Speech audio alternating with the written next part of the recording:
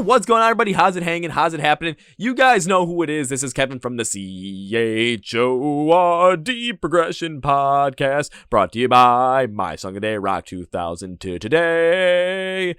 How's it going, everybody? How's it hanging? How's everybody doing? Because, well, we are in the midst of still the coronavirus pandemic, but it is Tuesday, April 21st, day after 4/20, 2020. My God, that's a lot of 20s, don't you say, Kevin? Yes, it is. But we have a great episode for you today with a pop punk band out of Boston, Massachusetts. But before we get into that, let me go through my shameless plugs. So, of course, the shameless plug section is where I would have all my advertising if I had it. So I'm just going to plug My Song Day stuff. So for My Song Day, please follow us on Facebook, Instagram, Twitter. Facebook, you can find out anytime anything gets released. Twitter, it's a great place to talk to us. Instagram is our most popular platform. You can talk to us, be a part of our IGTV series, get a behind-the-scenes look at what's going on. Join us on our Instagram live streams every single Wednesday night at 9 p.m. Central. We talk and have just a great time on everything. Subscribe to our YouTube channel because you can watch all of our YouTube videos there, our album reviews, band reviews, top 10s, all that kind of stuff. Plus, you can also watch these podcast episodes on our YouTube page. For the Chord Progression Podcast, you can listen on Spotify, Apple Podcasts, and Google Play. Watch on YouTube as well. And then please enable our Amazon Alexa skill because on our social media pages, when it comes to the Song of the Day selection, you can listen to a 30-second preview there. But on the Amazon Alexa skill, you can listen to the whole thing for that whole entire day. Now, the Song of the Day selection, of course, is probably our most important thing because it is what grows our community. It helps you fall in love with bands you used to love. You know, fall in love with bands you're going to love. Get to know new bands, especially through our Small Band Saturday feature because, yes, that is what you want to do. And it's just a great way to, you know, just be able to connect with a lot of people about rock and metal music and all their subgenres. So please go and like, subscribe, enable all that stuff. Link will be in the description below specifically for that. But, or I should say the podcast notes in description. But now let's go into our feature presentation. Does my phone say feature presentation? Yes, it does. Oh, lordy. Oh, lordy, yes. Okay, so feature presentation time. So this was on Tuesday the 14th on our last podcast episode release. So I remember I did that one by myself, and I'm like, you know what? I really like talking to other bands. I really like giving this a shot. I want to keep going on that because every band I talked to before, I absolutely love. So we're going to keep going forward and give this a shot, and I need to find me another band. Now, I've been messaging a good amount of bands, but I decided, you know what? I got to look through the bands that have liked my stuff because I want to see what bands I can connect with and already have the kind of connection or rapport with. So I'm going through my likes, and all of a sudden I see that this band called Planet Mercury liked one of my posts. So I looked them up, gave them a shot. Let's go to the phone. Go to the phone. And, oh man, they sent me a video. So I went to this Planet Mercury pop punk band out of Massachusetts. I think I said Boston. I think they're all around that area. And I saw them like, holy shit, they got a good amount of followers. Let's have a listen to what they have. So I picked them up. I listened to like 2 of their songs. And after 2 of their songs, I thought, holy shit, they have a great pop punk sound. This would be a band that I need to get on the Chord Progression Podcast. So I messaged them, wanting to be on the Chord Progression Podcast, see if they wanted to. Literally within 5 minutes, I got yeah, let's go and make this happen. So we were trying to make this happen, and we got 2 days to really make this work. And honestly, we did make it work. And the best part about this one is, now this is a very special one for me because this is the first time, the absolute first time, I have had every single member of the band on the podcast. So you guys are going to love this one. If you love pop punk, if you love skate punk, if you love that like 90s rock style, like the 90s pop rock style, you're going to love this band. So please welcome the guys and girl from Planet Mercury. Let's go. Yeah. Well, ladies and gentlemen, friends of the Chord Progression Podcast, this is a very special episode as this is the first time I have had the whole band on for one of these podcasts. I saw them like one of our posts recently, and I thought, I'll take a listen to some of their stuff. I like what they had, asked if they want to do a podcast, and now here they are. They are a pop punk band out of Boston, Massachusetts, hence why I got my Ice Nine Kill shirt on right now. It's the band Planet Mercury. Guys, welcome to the podcast. Let's go. Not much, man. And Michaela as well. Okay. We're all doing the same thing right now, pretty much just trying to get through this whole entire crap that is the coronavirus pandemic. But enough with that, because we've heard so much about that crap. Let's go into the music. So what I want you guys to start out doing is introducing yourselves and what your role is in the band, so we can, get everyone acquainted with Planet Mercury. Sure. My name is Jeremiah Pickard, Jerry for short. I'm the vocalist and I play some guitar. I'm Michaela. I play guitar also. I'm Pat. I play bass. I'm Chris Lovejoy, and I play the drums, and sometimes I sing. And sometimes you sing, Chris. So is it just like backing vocals then? Yeah, here and there. We're kind of like, as we move forward with some of the tunage, we want to get kind of everybody singing and get, almost like maybe some Mark and Tom stuff going on here and there, but just for support sometimes, Oh, I'll definitely bring that up later, because I think on a couple of songs I listened to, I heard some of Michaela's vocals in there as well, and that's definitely something I'm going to want to bring up, because I was very interested in be very interested to hear about that, and just kind of a little bit going into the future with mixing the vocals now, especially with you, Chris, talking about trying to get a Tom and Mark thing, Blink-182 style going on. But what I want to know is, we got to start off from the beginning with you guys. So when it comes to the history of the band, what was the beginning like? But let's go way, way, way back to the beginning for each of you when it comes to music. What got you into music? What kind of music were you listening to when you're like, oh my God, I want to be in a band. Let's go do this. Sure.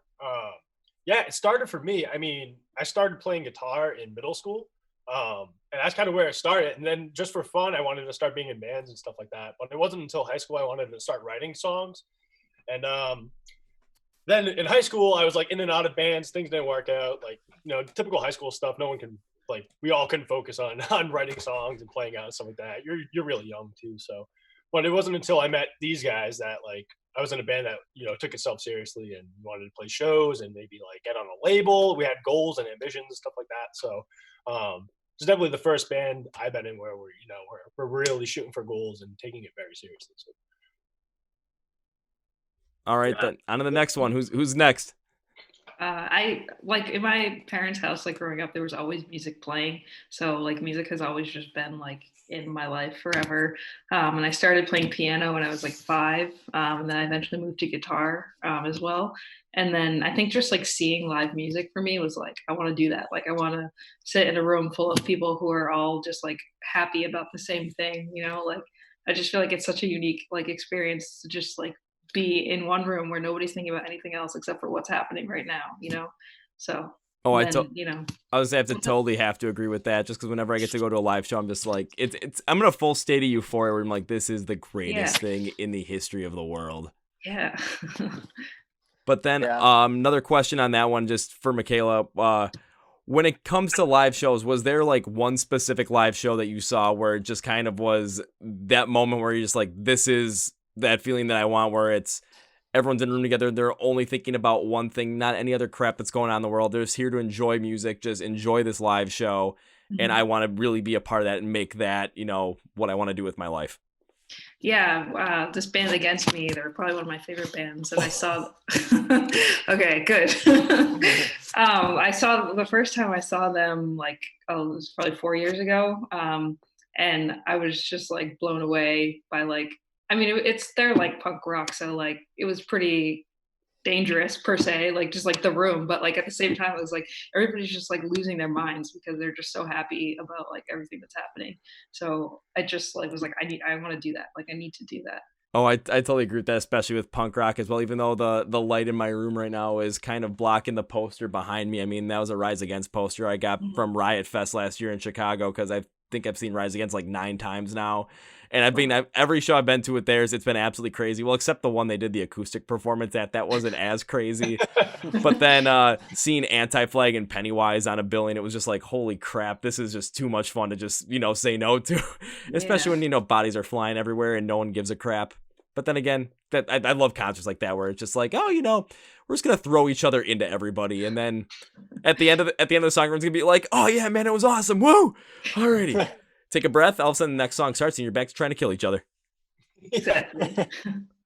All right, Patrick, we're gonna go to you for this one. So again, what was it like getting into music? What kind of music was the kind of music that got you into it? And was there a moment where you're like, holy shit, this is what I want to do for the rest of my life? Yeah, so I mean, in fourth grade in school, we actually started having like violin class. So violin was the first instrument I learned, and I hated school, but violin was like the first thing that I was kind of good at, and it actually made me enjoy school. It was like, wow, this is really cool, figuring out how to play different songs that I like had listened to growing up and stuff. So from then on, I started playing like bass guitar and drums in sixth grade, and I got really into like Green Day, Blink-182, and just watching them perform and stuff. It was like, I want to do that. Like, that's sick. Like, make it the way that they can move a crowd and make them, enjoy like 2 hours or whatever it is. I was just like, I want to be able to do that. I mean, especially with like, I'm gonna use Green Day as an example, especially like when you get like Billy Joe Armstrong up there. I mean, when people are just gonna watch him perform, it's just gonna be somewhere they're just gonna end up losing it, especially because if you paid attention to him, back in the 90s, if you're a little bit older, listening to the Dookie album with, Basket Case, When I Come Around, Welcome to Paradise, you're just gonna get that, that full 90s nostalgia feel of just that kind of that teenage angst. Then you go to the people that kind of got into him in the 2000s, me being one of them, because American Idiot came out when I was in fourth grade. So of course everyone knew American Idiot, but then you go into some of the deeper stuff too, like you had Holiday in there, you had Jesus Suburbia, Boulevard of Broken Dreams. I'm trying to think of some of the other ones. Letter Bomb. It's just like you get more into those, just like holy shit. Then you kind of get the fans that kind of been coming in. They never miss. Yeah. I'll say on those albums they never miss. I actually was not that big of a fan of their recent release. Yeah, this is weird. Yeah, that's a tough. Yeah, for sure. Yep. I mean, I'm not gonna make you guys like be like, if you're like, oh, I really like it, really hate it, doesn't matter. But yeah. But I mean, we're here to talk about you guys, so that's kind of thing. But back to back to Patrick. Was there that like one moment like with Michaela what I talked about where you just kind of had that one like epiphany moment where you thought, this is what I want to do? I don't know if there was really one moment in particular, but just the idea of like every time we performed and like, I don't know, just the feeling you get when you perform is just amazing. I don't think there was a really one like particular moment though. Makes sense. I mean, it could be just one moment, or there could be just many little moments just sprinkled in there that kind of just slowly build up to it. So all of a sudden one day you're just like, yeah, that's what I want to do. Yeah, right. All right, Chris, I gotta always go to the drummer laughs just because, well, it's funny that way. But I know the feeling because I tried drumming when I was a kid, and that just didn't go very far for me, clearly. But Chris, what was it like getting into drumming for you? And then what was it like getting into music for you? And did you have that like epiphany moment where you thought, this is what I want to do? This is what I want to do? So it's all kind of like wrapped up into the same sort of answer. Like when I was growing up, my dad, and still is, he was and still is my dad in a band, in a classic rock 50s and 60s band. And then my mom was super into theater growing up. So I was always around kind of music. I would go to my dad's gigs a lot of the times, just kind of whole family affair kind of a deal. We would all go. So I was really exposed to music at a pretty young age. So at one point I remember my parents would set me up on my kitchen floor with like chopsticks and pots and pans, and I would just kind of play drums like that. Nice. And then I just started super young and kind of always was around music, and kind of every time I was at my dad's show, I would just be like, this is cool, So I don't know if it was exactly like a moment, but something that really, I guess, pushed me even more into getting into music was hearing American Idiot for the first time when I just moved. I just changed schools when I was in third grade. I got to a small town called Grantham, New Hampshire. My hair was super long. Everybody thought I was a chick. And so I was just like, you know what? I'm just going to listen to Green Day, and the rest is history. So then I started playing guitar too, and drums and shit. So yeah. I got to say, because like when American Idiot came out, I as well was moving to a new school for that year as well. But I went a different route where I kind of at that time was like, oh, I just want to fit in everything. But no, I clearly went the wrong route, Chris. You went the right route where you just kind of dove straight headfirst into it because, well, I mean, take a look at it now. Take a look at where it's kind of led you, because now you're a drummer in your own band that's been able to tour a couple of times on the East Coast, from what I saw from a couple of the resources I found on the internet, I should say. Yeah, that's pretty neat. Yeah, so I mean, just kind of take it full force. But now we kind of have all you guys with your stories, with kind of how you guys came together, and started becoming together as a band. What was it like coming together as a band and forming Planet Mercury? What was that whole process like? And were there any bumps along the way where it came to just coming together as the group of 4 that you are today? The story kind of starts with Michaela and Pat, really, because you guys were playing together before you met me, right? So I don't know if you guys want to tell that story. Yeah, I was looking for people on Craigslist, and Pat was too. And so we ended up like emailing each other, and we got together a few times with some other people that we were playing with around Worcester, and like that kind of fizzled out. And then he would still like drive all the way from Boston to my house in Worcester to play like crappy covers like to a speaker in my parents' basement, and like I don't know, he just like stuck with it really well. And then he found Jerry on Craigslist as well. And that's when we really, I think, started to get into more like writing originals and like finding our sound and stuff.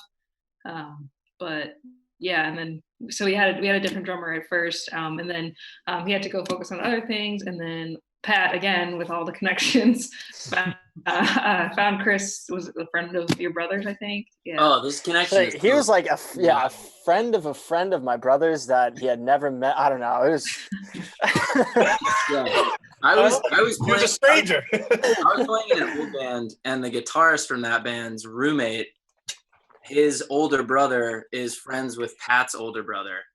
And I've never met, I don't think I've ever met this guy. I might have met him like once, and so I got a text one day like, oh, they're looking for a drummer, you know? And I was like, oh, okay, cool. And I had heard Planet Mercury's music like the summer prior. And I was like, these guys fucking rip. Like, this is sick music. And then totally happenstance, I just got a text, and here we are. Alrighty, well, Kristen, I got to ask this question. How did you get to hear their music before you joined the band? Because that seemed like it was pretty early on in the Planet Mercury career. Yeah. So I was, like I said, I was playing in a different band at the time, and I was driving a rehearsal one time, and like one of the other guys in the band was sitting in the passenger seat, and he had heard, I don't remember how he had heard of Planet Mercury, but somebody had shown them to him. And then he put it on in the speaker in the car. He's like, dude, like, check out this local band. Like, their sound, they're on Spotify and stuff. Like, and at the time, obviously, whenever you're in a band, you're trying to like do stuff with it for the most part. So we were like, oh, like these guys are crushing it. Like, let's see what they sound like. And so he started playing. I'm pretty sure it was Thick Headed. And I was just like, this is sick. Like, these guys are from around here. Like, how long have they been? Why have I never heard of them? And then it didn't really, nothing happened after that. Like, I think that was maybe July or something like that. So it was way before. And then I got the text in September about the same band, and I was like, holy shit.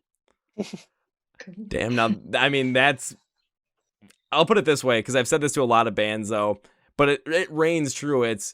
I always love hearing those origin stories because they're never that cookie cutter kind of style, because I always hear there's always something wacky in there. There's always something interesting, something completely different. And no rock band, no metal band, no any kind of band ever came together and I think would say come together and had this incredible amount of success without some incredibly wacky origin story. And this one with Patrick, with all the connections and then kind of piecing together, and then all of a sudden, Chris, you know, hearing the band even before you got to join them, especially with the band as young as, you know, Planet Mercury was probably at the time when you joined. I mean, my God, that's a great ass story. Yeah, it's fucking crazy. But no, I gotta go to Patrick on this one, because I gotta wonder, how the hell are you so connected with all this shit? Because all of a sudden it's like connected with the Kale, then all of a sudden bing, bang, dude, bing, like bang, the boom. Craigslist stuff, I was just like we always say to people, we were all just so desperate to get in a band and like actually do something with it, that's what we went to. And it's just like constantly looking for other, like there's a musicians page, just constantly looking on that. And then when we heard our other drummer was gonna move on to other things, we were like, well, we're not gonna stop, obviously. Like there was never any plan to stop, so we were just we just kept on looking. And what was funny was like the kid who told us about Chris, he had been pushing for Chris for so long. He was like, dude, get Chris, like What? and like yeah, and he's never met Chris in his life. So, Oh my God. it was fine. And then I was like, all right, just give me his number, dude. I'll text him. And then so yeah. Wild. Say, it seems like Chris is finding out stuff that he never even knew about himself. Yeah, right. Yeah, I don't think I told you guys either about like having heard you before, like the summer before. yeah, I know. I just remembered that. Man, I'm bringing everyone together here. This is great. This is always what I wanted, man.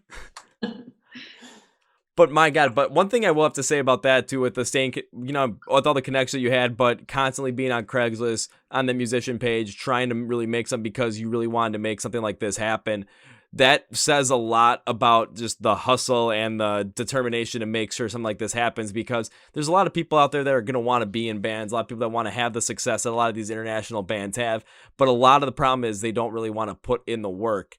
And as you're growing as a band, one thing you can always look back at is what you were able to pull off with forming the band, just constantly pressuring on Craigslist, trying to find musicians, finding Michaela, and all of a sudden finding Jerry, and then through some of the most wacky connection story I think I've ever heard so far, finding Chris with having someone who you might want to hire as like, some sort of like marketing consultant for you guys, because I mean, he pushed for your new drummer, but he didn't even know him. Yeah. I mean, come on. Like, that is good shit right there. But as you go forward, and I mean, we can speak to this a little bit later as well, but as you go forward, you can always look back at that and take a look and see how much work it actually took to just start this thing and how much your passion showed in it, and then keep driving forward, which, I mean, as it seems over the past couple of years since you guys have formed and really come together, seems like you're really starting to make a name for yourselves on that end. So it seems like that hustle and determination is still there. Yeah, we make sure that we work on the band every day. Like, we can touch on the quarantine stuff later, but like even before it, like we're constantly on our phones every day, on our social medias and YouTube and all that stuff. We're trying to push our stuff every day. We're trying to grow as much as we can every day as well. Well, that's the key too, especially, I mean, I'll even bring up the quarantine time right now, because everyone's sitting on their phones. Everyone is on social media in order to stay connected with their family, their friends, and the things that they like, including their favorite bands. So if all of a sudden, you're connecting with them, whether it might just be a comment on on their comment, or whether it's be just posting something just something that's, wacky and fun, just to help them, maybe get away from everything for a while. That's something that's going to just end up resonating a lot better right now, because you're helping people kind of just get away from it all. Yeah, absolutely. In a weird way, on social media, like people have become a little more social on social media, like more interactive and in that sense, because there's no other way to get in touch with people and hang out with people outside of social media. So Oh yeah, we can definitely touch on that a little bit later on as well, just because there's I've been touching on that with everybody at some point, just because I'm very curious about it, but I feel like we got to get more into the whole entire story behind Planet Mercury as we go forward. So one thing, of course, I got to ask about is the style of music that you guys play, because it has like, that rock, that pop rock, that punk rock, that pop punk kind of style all blended in there, especially sounds that are very similar that you'd hear like in the late 90s or early 2000s, very influential through there. So I want to know what the idea was to really have the band be influenced around that kind of a sound and build your sound off of that, and also what bands within that sound do you look up to, especially as Pat sits in front of a Blink-182 flag. Oh yeah. I would say it's probably like just a collection of the kind of bands that we listen to. Like for me, I listen to a lot of like rock music, and then I also grew up on blues as well. But then as I became a teenager, I was listening to a lot of 90s music, like the whole Britpop movement. You had Oasis and Blur. There was like a resurgence of like songwriter bands, but it was still kind of rock at the same time. So I got into Oasis like hardcore in high school. So I started listening to them, and I started collecting albums and stuff like that. But it was after high school. I hopped on the Green Day train a little late, and I bought American Idiot after high school. And then I just really got into that kind of like that kind of punk rock, that kind of pop punk style stuff. And it's been growing ever since then. Pat's introduced me to like The Story So Far and some of the newer pop punk bands, so I'm listening to that as well. But yeah, that's where my influences kind of influenced the style of the band. But I know we all listen to kind of different stuff. So Yeah, I'm curious to I'll get to you just right after, but I'm kind of curious to hear all that, just because, especially listening to some of your music, I can see a lot of that, the like 90s and 2000 early 2000s sounds as well. So I kind of wanted to see how that all blended together. So sorry for cutting you off, Pat. We'll go right to you. No, I was just gonna say is like we all have our like our common influences, and then we each have our own little like niche genres and bands that we listen to, whatever. And I think that's like something you can really tell in our music is like we have that like early 2000s pop punk type sound, but then there's like little things from each one of like our influences you can hear in the music, I think. Yeah, because I know on some of the songs, there was one song, I'm like, this literally sounds like it could belong on like American Pie soundtrack. It had that like Oh, that like 90s yes. vibe to it. Oh, Yes. And I think, God, what band was I? But it was like kind of like had like that American Pie, like also like Third Eye Blind kind of feel to it. I'm just like, okay. But now seeing Chris just go, yes. I'm like, all right. Dude, American Pie has the best soundtrack of all time. I mean, American Pie 1, American Pie 2, even American Wedding. Great. Didn't Blink? I think Blink was in the movie, right? Blink was in the first one. Yeah. All right. Yeah, he was in the first one when Webcam thing the was- webcam with Jim. Yeah. Oh my God. Yeah, they're the band that was practicing. I'm saying, hey, dude, check this out. And they had the monkey with them too for some reason. Yeah, I have yeah, no idea why they Yeah, had the dude. monkey. Yep, ridiculous. All right, so I'm gonna go to Michaela on this one because when it comes to like that niche style that everyone kind of has outside of the common influence, I know you said Against Me was like the concert that you saw. Then is punk rock kind of that niche style for you? I don't know really. I mean, I think as far as what influenced like when I was learning guitar and like how to play and like I guess my style. I don't know that I particularly have a style, but I think like I drew a lot of my influences when learning from listening to like grunge music and the Red Hot Chili Peppers. So I feel like I base most of what I play off of what Jerry is singing, whereas like I feel like punk is more just like you have there's like certain punk things that you do, which I don't necessarily know that I tend to do that, but I don't know. I guess I just use what I like knew how to do when I learned how to play. Because I was kind of like him. I like Jerry. I didn't really like jump on the super punk rock train until like late high school, like early college. So I had been playing for years before that. So I think I had like other like rock style influences before the punk rock sort of thing. I mean, that makes sense, especially because I mean, hearing some of the guitar work as well. I mean, I can definitely pick out a couple of points where it's like, okay, it's a little bit more, grungy, a little bit more 90s style, a little bit more of that Red Hot Chili Peppers, a little more punk rock style. So I can definitely see that where that comes in. But then again, I think that also speaks to your ability as well, just due to the fact that you're kind of trying to work with what Jerry's singing along with, just to kind of make sure everything flows together. But then as a band with all four of you having, that kind of common style to it, but also kind of be able to branch off in different directions when it comes to be able to try stuff that, might be more prevalent in like what Jerry was going with, like more of like a blues style or more of that Brit pop style or more of that punk rock style, or maybe more of that, 90s style as well, or just more of that classic, like pop punk, Blink 182 style, that skate punk style. You have this whole entire different kind of style to work with. And if you want to experiment, maybe bring something that's more skate punk into more of like just a full on punk rock song, or bring something more blues into like a classic 90s rock song. You have the ability to try and play around with these things because you're so used to it that you really can end up creating something incredibly magical off of it. Yeah, and I feel like the fact that we have common interests and separate interests as well, like if somebody writes something that's a little bit more their style, I feel like we're all pretty good at, instead of like drowning that out and like meshing it together to be that common style, we kind of complement what their style of what they're trying to do. That way we can be like, okay, that's cool, it's different, so we'll like make a thing out of it.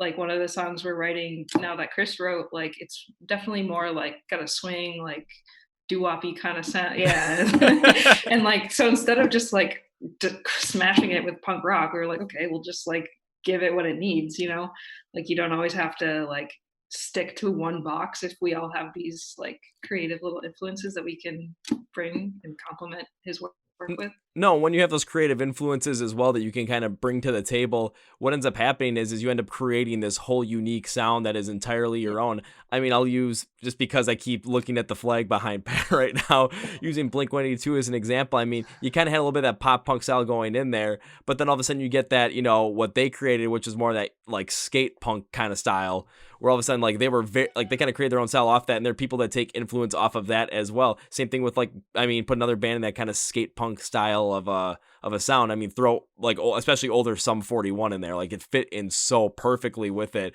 where it's just the kind of like they created this whole entire new subgenre of music. Yeah, whenever you're filming a music video in an emptied pool, you're doing some skate punk. Yeah. Oh yeah, I mean, you're definitely going to be in too deep on that one, let me tell you that. Let's go. But now I got to ask this to Chris, because especially if Michaela said you putting in some like doo-wop kind of style to a song. I mean, yeah, very close actually. I mean, do you have like it's sort of a longer answer. Like by the time I joined the group, I obviously hadn't written anything for them. So one of the things, like the main draw for me, was the style of music, because that's what I grew up loving. That's what I grew up listening to, like on my own. Like when I would choose music, I would always kind of lean more towards the punk rock, pop punk stuff.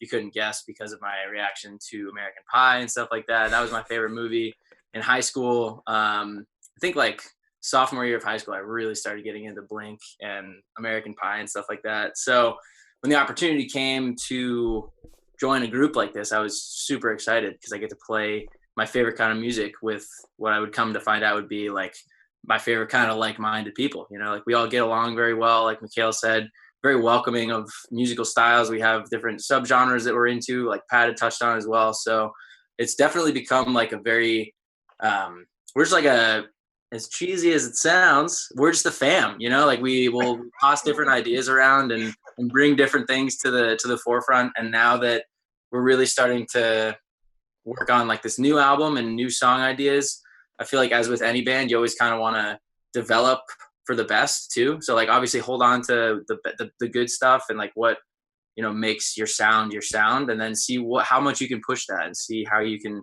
like tweak it a little bit and keep it new and fun, you know? So that's, I don't really know how I wanted to end that, but I mean, you could just end it with, again, American Pie, the best movie ever. yeah, exactly, man. Fever for the flavor, hot action cop, you kidding me?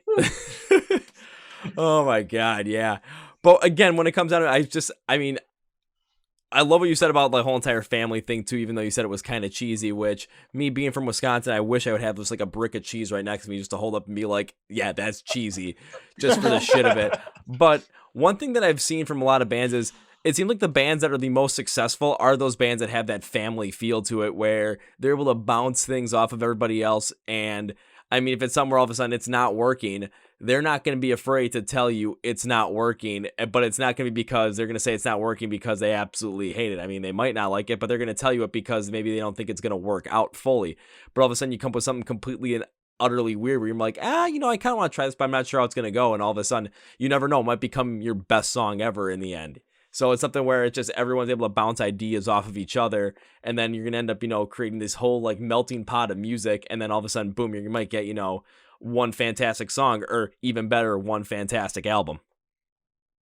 Yeah, for sure.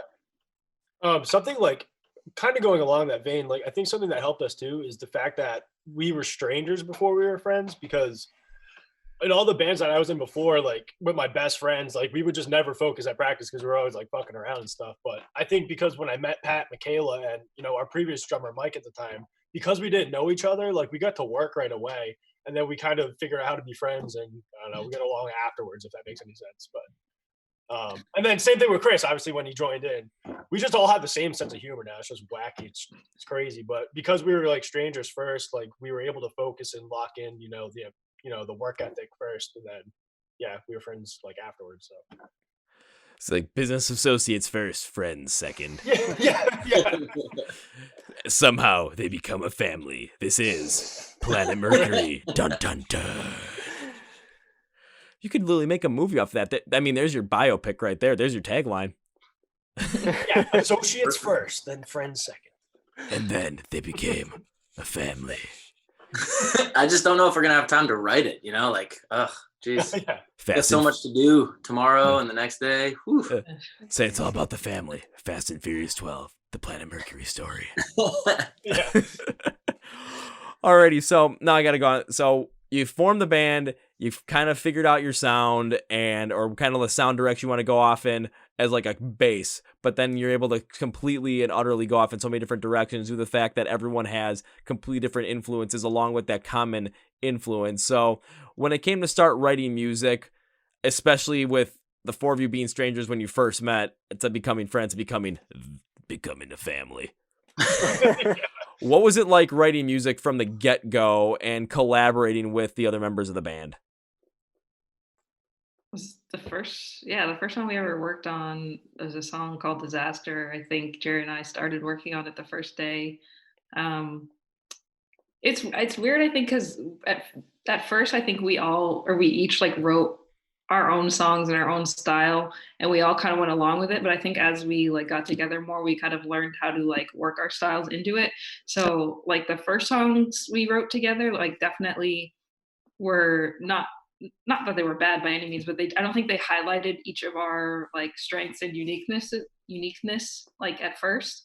But I think it shows like in the music that we've written how we've like grown to just like let our creativity out like individually. But I think I don't know, like how would you explain like writing that first song together? Like we just kind of like It was weird because like, well, again, because like, first of all, we were like Craigslist strangers, so that was like so. But I think we had talked before we had met in person. We had like sent each other the demos of like the songs the ideas that we had. So then when we met up, we kind of like in person kind of fleshed out those ideas. But because we didn't know each other's styles yet, and the quirks and stuff, it was odd. It worked, but it was odd. So yeah, that first EP, I think we were all in agreement. Like there was still some like growing pains in there and stuff. But yeah. I don't know, Pat. How would you describe it? No, I agree with the growing pains thing. It was like our first time we had ever written like complete songs. So it was like really learning how to write, and like for learning how to write a song, I don't think they were that bad. I think there was, like Michaela said, there was stuff we could work on and whatever. And like Jerry said, like we've grown a lot, and you can see that in our newest songs. But yeah, it was like learning how to write, I guess. Yeah. I mean, I'm not gonna lie, I can definitely see some growth, especially once I first started listening to music, because of course, when I first found you guys, I'm like, oh, let's listen to some of their music. Of course, started on Spotify, started at the top with, the most popular songs on your Spotify, because that's always where I'm going to start out with, just to see what your fans and what your listeners are listening to. And then after, listen to the first two songs, I think I sent the request for the podcast episode after the first two songs. I think that only took two, but then I was going through more and I could see that progression from that first EP to that second EP to kind of the new releases that you've come out with, or your most recent release that you came out with. When was that, in February? Yeah. Yeah, you came out with it on my dad's 61st birthday. Hell yeah. Nice, dude. Most because it says on Spotify the date. I'm just like, oh shit, there we go. So going into the music right now, because I kind of want to talk about, I really want to talk about that. Not just kind of want to talk about it. I really want to talk about it. So I'm going to start out with that most recent release, Death Wish for Living, because that was the one where, I listened to it and I really put on there I said it definitely has that like late 90s, pop rock, pop punk kind of style to it. That was the straight up, like I said, this belongs on the American Pie soundtrack. So I'm still waiting. Yep. There's Chris with a little, yeah. But the one thing I was most interested in this one was Michaela's inclusion with the vocals on there, because you could hear her vocals more prevalent than I think on any other song up to that point. So what I want to know on this one was, what was the writing style like for this one to make sure that Michaela's vocals were being brought in on this one, especially to contrast with Jerry's vocals specifically? I mean, he honestly like still comes up with like all of the vocal ideas. I'm just like the puppet. So like he had he had the really good idea for like the round at the end, which is really cool. I think it's just the way it's mixed. Like there's like a radio effect or something on my voice. You can like hear it a little bit better, but like he comes up with all of like the cool ideas, like working the round and the lyrics into each other. Yeah. So if you hate it, it's his fault. We actually typed up Michaela's script for the interview today. Yes, I'm reading it. Reading off of it. Yeah, right. Michaela, would you say, I think like we learned when we recorded None in a Million, the EP, that you could sing really well, and it was a tool that we could add on our tool belt. Does that make sense? Like, I think because on that EP, like there were harmonies that like I wasn't going to be able to hit, and then you were like, oh, I could do that like easily, and then we learned that like your vocal talent can be a real helpful tool in the band, like, and then we brought that to our live performances and things like that. So I think maybe, I don't know if you'd agree, like we went in more confidently knowing what we were going to do with the vocals on those two Yeah, tracks. I think so. Because like when we recorded the harmonies for None in a Million, like I would never consider myself a singer like ever, but like he's a guy and I'm a girl, so obviously like higher things are easier for me to sing than for him. And I think like after None in a Million, like we didn't decide that I was going to sing those until we were in the studio, and so I was terrified naturally. But then like once we did, I was like, okay, like I can like I just have to do it, and I can do it. And like Chris has a really great voice too. So like for the next stuff we're gonna record, and I feel like we have a lot of options for sure. And Pat screams like a maniac. So Yeah, right. I don't know. I feel like the opportunities we have are like pretty wide open right now as far as vocals. Well, that was definitely one thing I wanted to bring up is just that opportunity, because there are plenty of bands that I've heard that have, mixed that male female vocal dynamic.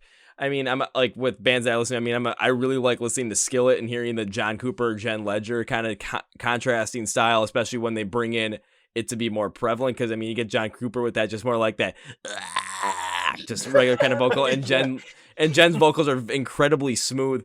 But comparing, I mean, I was kind of using that comparison with, both with you, Jerry, and both Michaela, but it's a little bit different because I mean the contrast between those two is like enormous. Right. But between Jerry, between you and Michaela, when it comes to the contrast and overall like style, it's not as prevalent, but it still is able to give the music so much more of a dynamic because you have so much more you can play with off of it. So I'm wondering, like in the future, especially because I know you guys I think I saw something about you guys working on your first official album. Are you planning on bringing more of that into there as well? I think, well, Chris is singing most of the harmonies on this newer album. Like I'm still doing some, but he's doing a lot too. He has a very good ear for it. So like I feel like if he can hear it already and write it, then like I'm gonna leave it alone because like it's already in his head, you know. But I think it will kind of be the same thing with like the two voices like being heard, and I think it helps add like to the feelings of the song, and like because there I don't know, I don't want to like give too much away, but there's different like plays that they're doing like with the lines and with each other's vocals, like with like echoing and stuff. So I think it just helps to have like multiple sounds of voices in the recording. That all being said, with Michaela singing here and there, it also gives her more sweet time and sweet ability to shred over some vocal melodies and harmonies that Jerry and I are doing. Lots of which sweet. She is very, very good at. Like every time I'll listen to it, like we'll do like a demo or something. We'll just put a mic in the room and then record it. When I'm listening to it back, like maybe the second time that like the second round of recording, like we'll do it once, we'll have rehearsal again, we'll do it again. And after that, like when I'm listening to it, I'm hearing things that I didn't hear in rehearsal that Michaela is doing on guitar that just like rip with the melody of the vocals. So not only is she talented with her voice, she's also super talented with her axe, if you will. So well, thanks. So then we can expect a little bit with Michaela coming in with some vocals. We can expect Chris coming with some vocals. Can we expect Pat coming in with some vocals as well? Sure. Oh, I hope so. I asked them if I could scream. They said, "Hey, we'll try it." Yeah. But then just adding on to it, I mean, take a look at just the dynamic you're able to play off on with just the difference in backing vocals depending upon who's going to be backing Jerry on this. Whether it's Michaela, just say bring that higher female vocal in there, and then you're going to get Chris to come in maybe more of that harmonization, like a certain harmonization to it that could really work. But then you also could bring in Pat just to kind of just come out full force with some kind of scream here and there. And I mean, you don't have to do it all in one song, of course. If you did, I mean, that'd be pretty fucking impressive, not gonna lie. Cooler if you did. I mean, I'm just gonna put it out there. But what it does is it allows you to try so many different styles as well, because you have so many different ways you can work with the vocals. I mean, what other band can say that? Yeah, it's a helpful tool in the writing process too, because if there's a song, like my voice is a little bit of a lower register, so if I'm writing a song in a certain key that my voice fits really well for the verses, but then the chorus is kind of high for me, we can have like Chris or Michaela sing the melody of the chorus, and I can take a lower harmony. So with everyone singing now, it allows for more dynamic, and there's just more tools that we can use to make the song work better. Yeah, and one of the thing too is it just allows for so much more experimentation in the long run too. Because all of a sudden, say all of a sudden you get an inspiration, like you want to write a full-on metalcore song, boom, you could pull that out. So you want to write something a lot more just soothing and like more like, like Swing Life Away, Rise Against style. I mean, you have the ability to do that with the vocal. Just, I mean, not even the vocal range of just one person, but the vocal range of the entire band. Right. which is something that, I mean, again, who else can say that? Yay. Yes. Don't do it as well as many others, but hey, we got the tools too. So Yeah, but I mean, you're doing it better than 99% of people out there, because I mean, 99% of people out there won't even try it. True. There it is. Thank you. Boom. Okay, I was gonna say mic drop, but I'm not dropping this thing because all of a sudden you hear this huge crash, Mic and all of a punch. sudden, Yeah. mic punch. Ah! Okay, so but another question, just because when it kind of comes to another song that I listened to, I think it was your song "Burn." One thing that I kind of liked about that one was, again, we're going from that the previous song I was talking about, where it comes from "Death Wish for Living," where again, like I said, it kind of had that more like not like 90s American Pie pop punk kind of style, maybe more Blink-182 in there. But then in "Burn," it had this like a little bit more of like a faster paced like style to it. If it was like, you know, like one of those like more laid back, more drawn down, kind of depressed pop punk kind of sounds, I kind of was like, it's kind of like Simple Plan, but like with a faster pace. So what I liked about that was it just, especially going from was it Death Wish for Living? Because otherwise I'm gonna mess that up. Yeah, Death Wish for Living. Then to Burn, it was like you get like the same kind of style, but in two completely different kind of styles. It's like, wait, what? How the hell did that work? But it works. Yeah. I mean, I'm not gonna lie, it works. Yeah, I think with Burn, especially the lyrics are kind of more somber too. So I think naturally the tone of the song kind of gave more of an emo like vibe to a lot of people. Whereas Death Wish for Living, it just kind of sounds a little more upbeat. But yeah, I think another thing with Burn was the producer we worked with. He kind of helped it make like he had a little more of like pop production to it, which kind of like boosted that kind of sound to it. He had I think it was like an organ or something in the chorus there that kind of thickens the backing sound of it a little bit more. It was just a different style of production, I guess. Is what I'm saying. Yeah, but then when you're mixing different style of production in there, it just, I mean, like with the band, especially the way you guys are constructed, I mean, we were just talking about the vocals. You have such an ability to just make so many different sounds work within that core sound that you guys have. Thanks, man. So when it comes to, you know, having a producer come in and kind of, you know, maybe adding a little bit more of that organ back there to bring more of that, you know, kind of like depressive pop punk sound to a song, and more of like a pop tendency to it as well, you're still able to work with it as, I mean, again, just the dynamic of the band, it just works to really bring that forward. Thanks, man. Yeah, I think we're fortunate. Like the songs that we write, they're all different in a way. But I think if you were to listen to them one after another consecutively, I think they all sound cohesive enough where it's like, oh, this is Planet Mercury. It's definitely coming from the same band. If that makes any sense. Yeah, that does make sense. And I think one thing I always like to talk about bands is you're able to kind of just like go off and of course experiment any way you want. But what I found from like the bands that just have, you know, really had that just incredible amount of success throughout it, it's when they really settle on like what their core sound is and whatever it's going to be, whatever their sound is like at their heart, like they stick to that sound, but they experiment off of it. Like they don't completely change out of nowhere, where it's all of a sudden, you know, you're gonna get a band that's like, you know, screaming their lungs out. All of a sudden, next thing they come back with like some like folk sound. Everyone's gonna be like, wait, what the hell are we doing here? Yeah, that's a really interesting. I'm actually a big fan of bands that kind of stick to their core sound. I know like a lot of people like to see bands grow and experiment in different ways, but in my opinion, like it gets really drastic sometimes. Like if I were to buy like an album of my favorite band, I want to get an album that sounds like that band, if that makes any sense. I'll say that. I don't like too many surprises, I guess, is what I'm saying. Yeah, that makes sense to me, especially because like if I'm listening to like a band that I really like, all of a sudden I'm like, oh shit, you know, it's like, hey, I want to listen to this. All of a sudden something completely different. I mean, there are times where all of a sudden, you know, maybe they change up and hey, it works, but there's a lot of times where it's like, maybe not. But of course, like for me, it's, I mean, my favorite band is Rise Against. If I'm picking up a Rise Against record, I'm expecting maybe more like a punk rock sound to it. Maybe especially now, maybe a little bit more of that, like it's not as raw. It's more like a polished punk sound to it, but I'm still expecting that and I'm still going to get it. I mean, I'm trying to think of a band, like the perfect band. Like, I'll take Bring Me the Horizon as an example, just because. That's a good example. From what they went from Sempiternal to Throne to all of a sudden, or was it Throne or whatever? Yeah, I think it was Throne. To all of a sudden, then you went to or no, that's a Spirit. My bad. And then to Amo, it's just like, whoa, what the hell happened? Yeah, even their live performances, man, like way more. Like the production was crazy. It's really really cool. But I remember when Bring Me the Horizon was like starting out, it was they were just like a band on stage doing their thing. But now they got like all kinds of stuff. They got orchestras and all kinds of shit. It's really cool. I mean, as a band, as you grow, I mean, you can definitely add that in there. It's just I mean, for me, it's just, I really like it when, if you're going to experiment, just make sure it's like, kind of have that core sound and really experiment off of that.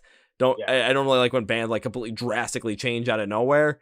But it's just somewhere it's, that's just my personal preference. And I think, Jerry, like how you said, like it kind of follows that same suit where it's, if you're going to get an album from a band, you want to hear, it's like, oh, maybe they tried something completely new, but I still know it's them.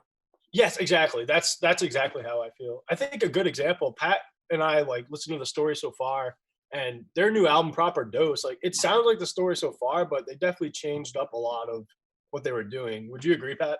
Oh yeah, it's definitely not as aggressive. It's so much like just like it's like a better mood, It's not like angry, like pissed off, finger pointing it, but it's still like the story so far. Yeah, but you can still tell it's like Parker Cannon singing, and I don't know, it's just a different sounding album from a band that's pretty consistent, I would say. Yeah, now I've saw them live at Riot Fest this past year, and from what I got from the fans too, it was like they're talking about the live shows. They're like, yeah, they definitely kind of toned it down a little bit compared to like what they used to do, and now it kind of makes sense, especially if they kind of maybe went from that more angry finger pointing, all of a sudden more of like a more upbeat, positive vibe in their overall music.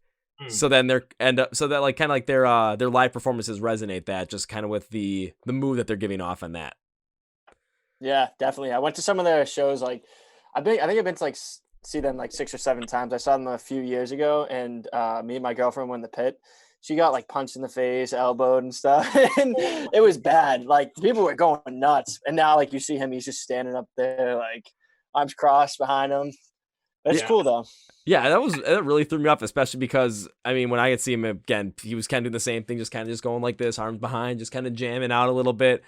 Pit wasn't that big, but it was going. People were crowd surfing. I ended up getting a black eye during that show, so I mean, I still kind of went full force into it. So, but it's definitely you can see the change. But the fact of the matter is, you still know that is that band. I mean, yeah, for sure. I do think that's important. Yeah. Another band I'll bring up with that is just kind of go for. I'll use Sleeping with Sirens as an example, because when they started out, they kind of had that like a sound where it was them and Pierce the Veil. Like they had this one specific sound, and all of a sudden, as Sleeping with Sirens kind of was going on, they kind of went more poppy, but you could still tell it was them. Especially on the last record, they literally just did a 180, went back to what they used to do, and it's like, okay, we're back now. This is good. Yeah, right. We're home. Yeah. So kind of going off on that, just because I'm curious with Michaela and with you, Chris, kind of what you guys are thinking about that, especially with when it comes to bands. I mean, you can include yourself in there, is it because I've been talking a lot about how with Planet Mercury you have such an ability to do some of that dynamic stuff. Are you kind of on the side of, or when your mindset when it comes to bands, are you looking like when they experiment, I should say, are you like it when sometimes they go way full on out there, or is it something where it's like if they're going to experiment, but make sure like what Jerry and I were kind of saying, like make sure you stick to that core sound, but experiment off of that, and you can go as far as you want with it, but it's like if you can still tell it's you, then yeah.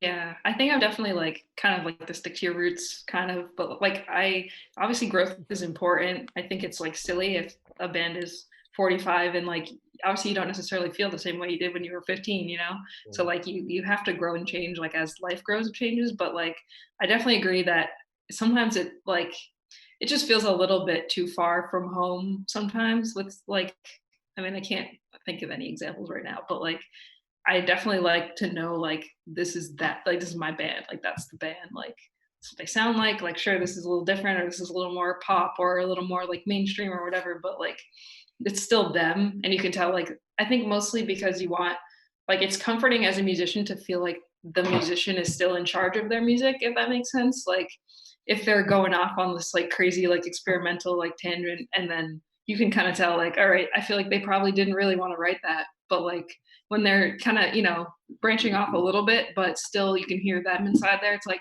okay, so they're just trying something new, like it's not like totally out there. Oh, I totally understand. So I'm going to bring up Sleep with Sirens again as the perfect example of that, because on their 5th album, it was something where I think where they said like the band didn't really write it all together, where they were working a lot more with pop producers. And after they came out, they're like, they just didn't resonate well with it. So then for the new one, they went back to that old style, and all of a sudden, I mean, they kind of played around with a couple of new things here and there, but you could definitely hear all of a sudden it's like, okay, they're back in charge of their music. They're the ones that are really making it happen and just going full forward with it. Mhm. Yeah, I think everybody has like their like guilty pleasures that they'd like to incorporate into their music, which isn't a bad thing, you know. Like it's kind of like we said, like broadening your sound. But yeah, I definitely think as long as they sound like they're happy writing the music that they actually want to write, then you know. Yeah, and if you want to put your guilty pleasures into your music too, I mean, sometimes it really does work out. And I'm gonna use Volbeat an example for this because they got this hard rock kind of style to them, but all of a sudden they love Elvis and they bring a lot of that like 50s rock and roll style into their music, and so many people love it just because it's something completely different. And it's like, wait, this doesn't really mix well together, but somehow it does. So I'm just gonna roll with it. Yeah. I don't know, Chris, what are your thoughts on this whole entire matter? Oh man, I definitely like. I guess I'm not in one camp or the other. Like, there's two big examples that come to mind right now, and for two totally different reasons of bands that have definitely changed their sound over the years. The first being the Arctic Monkeys, their latest album, Casino Base Tranquility, that Hotel and Casino, I thought was definitely a big departure from even their most like recent album before that, which was AM. So like that was definitely interesting to like a tough pill to swallow, you know, like when you go in listening for Arctic Monkeys, like I like Matt Helders. I think he's a great drummer, and like some of the, you know, the View from the Afternoon and their earlier stuff, and Favorite Worst Nightmare is one of my favorite albums. So just hearing that it was a huge departure, I guess, from their earlier stuff, which was it kind of rubbed me the wrong way in a little bit.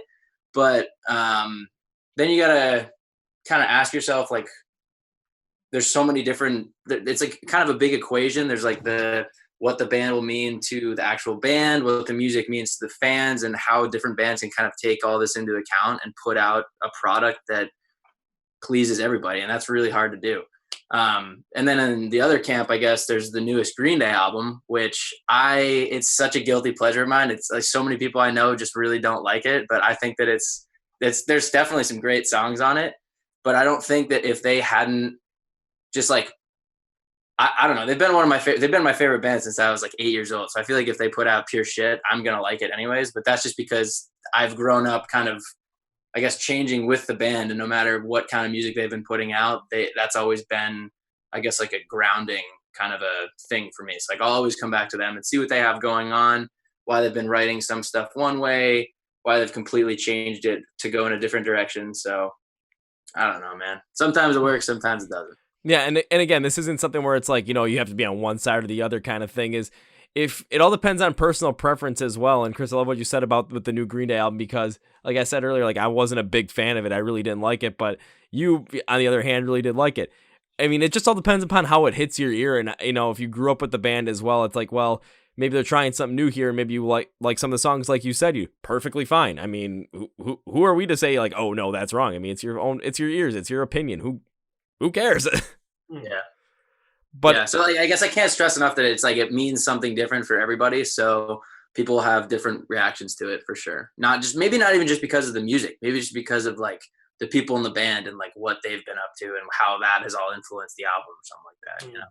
Yeah, because there's definitely some times where all of a sudden, like, people just kind of in their or band members, like their personal lives, all of a sudden things are going completely different, and that ends up affecting the type of music that they write in comparison to the previous albums or previous songs that they have written.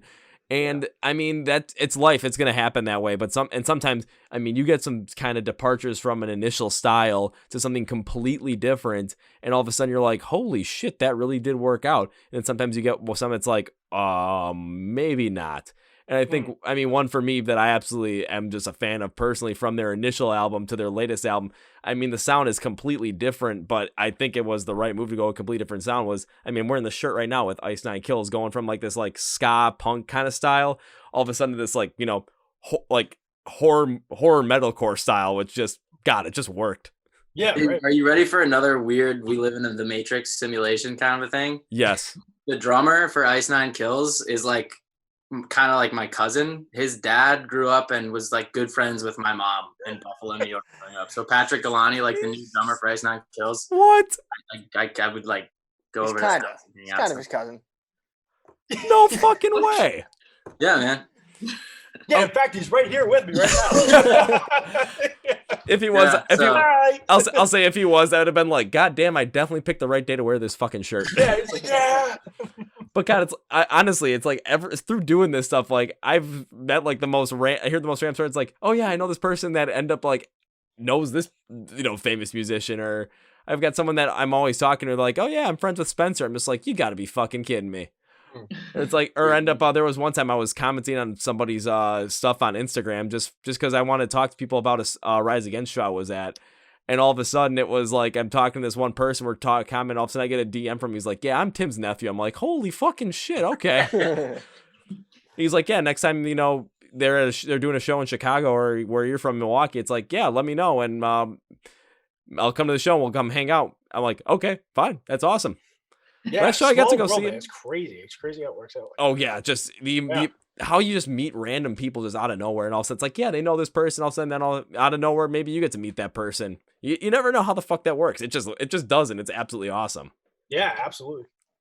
I'll say now, I gotta morph it into this because hearing what Chris said, especially about the somehow somewhat kind of cousin-ish, related-ish to ish with Patrick Galante in your time as musicians. Because I know you've been on tour a couple of times, especially looking at what you said, like on your bios, like along the East Coast. Mm-hmm. What bands have you been able to tour with, or maybe open up for? What musicians have you met through it? And do you have any kind of crazy stories when it comes to touring or meeting musicians? Because when it comes to crazy stories, I gotta say that's always my favorite part. Yeah, I mean, naturally, there's just like, I feel like every time we leave the house, something crazy.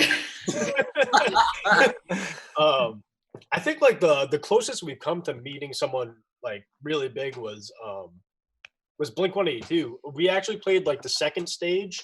They were doing like a stadium kind of tour, and they played one of the amphitheaters near us. And someone reached out to us. They were like, "Hey, we need a local act for the second stage. If you guys would like to play it, I mean, it's for people kind of like passing by, going to the main stage. People are buying their drinks and stuff like that, but it was still a good opportunity for us." So when we got to the gig, we came so close to meeting Mark and it might have been Matt. They were on scooters riding around the venue on electric scooters. And the guy was like, "Yeah, if you guys want to walk around, you might be able to catch them and talk to them." We were so close, but we couldn't find them. We swore we heard like scooters in the background, but no luck. But please, yeah, there's literally like crazy stuff everywhere we go. Like you see just the wildest stuff. Please tell me you don't have the stories from tour. I mean, heckled by homeless people, all kinds of stuff. Okay, I really want to hear this heckled by homeless people one, but I gotta ask this one question first. Are you haunted by the sound of scooters passing by and just like, oh man, I missed my opportunity? Absolutely, yes. Okay, now I have to go to this heckled by homeless people because, oh my god, I gotta hear this story. Come on, someone's gotta tell me this. So it wasn't like in the venue. We were trying to pack up our cars with all the equipment and stuff like that, and he was just saying, "Oh, you guys are in a band. That's really cool." He was just watching us pack. I mean, we're a touring band. We're kind of like down and out as it is, spending all our money on Burger King. Go Bell. Yeah, he was pretty much just like asking us for money and stuff, and we were just like, unfortunately, we don't have much as it is, but we're really sad. And then we had another guy asking us if we wanted to be his like partner, and I can't even explain. It's just like dude. The same night, Pat and I were outside. I think we were either loading or unloading the car, and there was this other homeless dude that came. They're working in teams, man. But so we're in Raleigh, so it's nice out. Like I feel like most of the year it doesn't get super crazy cold, so they're out, And it's the same show that Jerry's talking about, but it was earlier in the night, and I think Pat and I were outside, like I said, and this dude comes up to us and starts talking to us, and we're like, "Nah, man, like, nah." And then Pat like. I look away for a second, and then the guy like walks away, and Pat was just like, "You better go fucking wash your hands." And I was like, "What are you talking about? What happened?" And he was like, "That dude just like fucking hawked a loogie into his hand, and then like Jack Sparrow coin rolled it between his fingers." And I was just like, "Are you kidding me, dude?" I can't remember what the instance was. Maybe I gave him a fist bump or like some shit like that, which never gonna do again. Also coronavirus, so don't do that anyways. But yeah, it was disgusting. So I washed my hands a lot. I'll say next same thing later on. I was packing up the car we were driving, and this guy comes up to me. He goes, "Hey man, like, can you give me some money? Like, I know you just made thousands from that gig, like whatever. I was like, dude, you have no idea. Tuesday night, man. I don't think we made any money off that show. Like, Yeah. I'll say next time you see with if homeless people are gonna try and shake your hand or maybe give you a high five or fist bump, you just gotta pull back and maybe do like the little like Queen of England wave, just like. Yes. Yeah. Oh, dude, and another awesome story that I always tell people from tour was like we were in this town, we were in Harrisonburg, Virginia, right around James Madison University, and we had played in this house, and then there were a couple other bands on the bill, and then afterwards we were lucky enough to be able to sleep in the house, so we didn't have to shell out for like a hotel or anything like that. So we were just there for the night. So like walking around the house, like chatting up different people, socializing, having a good time, and then we end up out in the parking lot, out in the back. And the other bands that had played there were there for the night. We're outside, we're just hanging out, like I said, taking pictures, whatever. And then out of nowhere, we just hear, we're in Virginia, we just hear a banjo start playing, and all of the hairs on the back of my neck stood up, because you hear a banjo in the South, it's game over, man. And then I turn around, and there's the guy there just ripping the banjo, and I'm like, who are you? Where did you come from? And he's like, hey, man, what's going on? My name's Joseph. And I was like, Joseph, where did you get a banjo from? And he's like, I just keep it in my trunk. I never know when I'm going to need it. And I was like, you're goddamn right, Joseph. Whew. And then so he was ripping the banjo, like taking requests, and we were like square dancing in the parking lot. Dude. It was insane. Yeah, it was like us and the other band were all moshing and stuff. And Yeah. it was like a parking lot of a church or something like that. And then we moved it inside, and we were hanging out. They had like this cool little alcove table where they eat and stuff. So we're hanging out there, and then Joseph comes over, and he's playing the banjo, and Pat's like, he wants him to play what, Galway Girl by the High Kings? yeah. And then he started playing like the song Drunken Lullabies. It was, like, another Irish song. Yes. So of course, Pat's slamming on the table, and we're in a college campus house. So the guy who's hosting us comes down, and he's like, hey man, like, I hate to be a bummer, but my roommate's got class at 8 a.m. Oh, come on. Yeah. So that was a fun night. What night of the week was this on? Like a Tuesday? Wednesday. Wednesday. Something. Yeah. Yeah. Okay, then I gotta say, whoever that dude's roommate was that had class at 8 a.m, first off, you gotta learn something. You don't go to class at 8 a.m. It's just not a good idea. I mean, I fell victim to that plenty of times because that was the only time I could go to class was at 8 in the freaking morning. But if there's gonna be a guy that pulls out a random banjo and is gonna end up playing Drunken Lullabies by Flogging Molly, and everyone's gonna be in the party, you have two options. One, you either leave and find yourself some sleep somewhere else, or two, you start drinking and singing with them. There's no other option. Absolutely. Compromise has to be made at that point. A compromise has to be made, but the one compromise that cannot be made is the music cannot stop. Yes, Right. exactly. He Especially, was good too. Like the thing that he ripped on that banjo. Dude, I got him. I got a picture of him. oh, no way. He was the man. He was a nice guy Thank you. too. Oh yeah. This is all of us in the parking lot. Yeah, they're turned. Okay. And then I still love Joseph is just with this ready to banjo. drum, dude. Oh god, that face is hilarious. Just the. Good times, man. Good times. I don't think I've ever heard a banjo story though that didn't involve video games, so I'm super excited about that. Alrighty, I mean, is there anything else that could rival that banjo story though that you guys have? Because I mean, I'm enjoying story time with Planet Mercury right now. Man, the crazy stories like come and go. Like I'll be in bed at like 2 a.m. and I just remember something like absolutely insane from a show. But we have Club Bohemia, guys. We can talk about Club Bohemia, which is just not Good real. show. Yeah, so Ooh. I'm gonna run to the bathroom real quick. I'll be right back. You keep doing this. all right, yeah. So this was like way back in the day when we were first formed. Our first venue show ever. We got a gig in Boston at a club called Club Bohemia. We were super excited. We're like, okay, awesome. We played like a house show at my place before as like our first show, but we were really excited to play like a nightclub and really get in the scene, our foot in the door.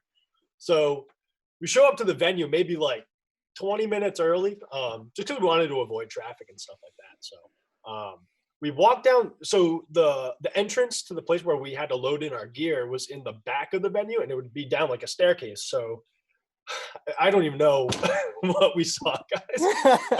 So we got our gear and we bring it downstairs, and there's just like an empty room with a small stage in the back, and there's a shirtless man, and it looks like he's wearing a wig.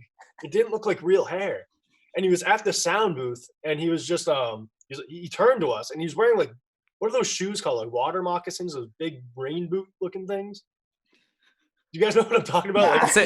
Like, Isn't a water moccasin some type of snake? Yeah, and he had no shirt on, and he had like khakis on or something like that. And then he turns to us, he goes, "Oh, you guys are early." And we're like, "Yeah, oh, we just wanted to avoid traffic, so we got here a little early." So we moved some of the stuff in the back of the room.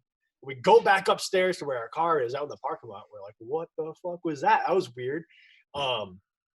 We got more of our gear, so then we go downstairs again.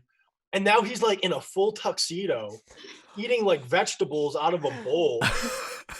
It was like so odd, dude. But apparently, like, he's like a really cool guy, and like a lot of the local artists, like, they all have their own little stories about the guy. He's like really eccentric and stuff like that, which I think is awesome because you need characters in the scene and stuff. It makes everything interesting. Yeah, that was a cool like little first show to get our foot in the door. We met some cool people and stuff, but yeah, what a guy. Well, especially the fact that you're saying a lot of local bands, a lot of bands that came out of the Boston area have stories about this guy that when you met him was not wearing a shirt and wearing some kind of crazy shoes. And then when you come back and see him again, he is eating vegetables out of a bowl in full tuxedo garb. Yeah, and then like we went back and played a show again there, and when we were about to go on stage, we needed the okay from him to see if we were good to do our sound check and stuff like that. So we we waded through the crowd, and then we found him. He was like passed out at the sound booth, and he had like shades on. So I was like, "Mickey, are we good to go on?" He's like, "Yeah." He looked like he was passed out. Very, very strange. But I'm happy. Like, those are the kind of experiences though that like you wouldn't trade for the world, because they're just so odd. And they're not bad experience by any means. Just so odd, dude. Oh no, it's the type of experience that make life great and makes life within whatever it is you're doing music, whether it's what I'm doing or whatever, or like with you guys as a band. It's just what makes music great. It just makes life enjoyable to live, because if you weren't doing this, I mean, you probably have some kind of similar story of like, oh yeah, you know, we went up north for a week and we just kind of hung out in the lake. I rode the jet skis. It was fun. Yeah, right, yeah. But instead, you've got stories about this crazy sound guy.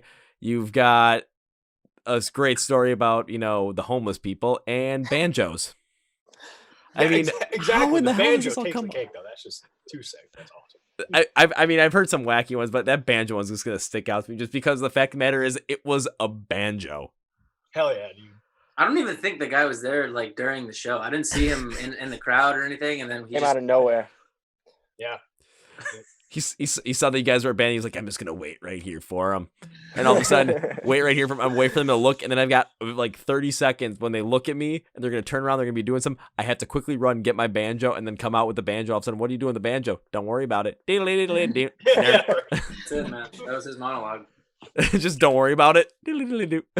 And the next thing you know, you're pounding on tables, singing along with the guy with the banjo. Yeah, that was sick. It's fun. I'll say, especially now with the current time that we're in, where everyone's in lockdown, there's no live shows. I have to assume you're missing playing live and, you know, experiencing all these incredible, you know, experiences that come to make incredible stories. Yeah. Yeah, definitely.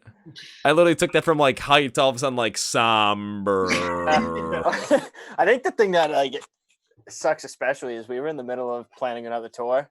So like obviously you have to do that a few months out, and it's like we don't even know when we're going to be able to start planning it. You know, because like if this lasts through the end of the year, then who knows when it's going to happen.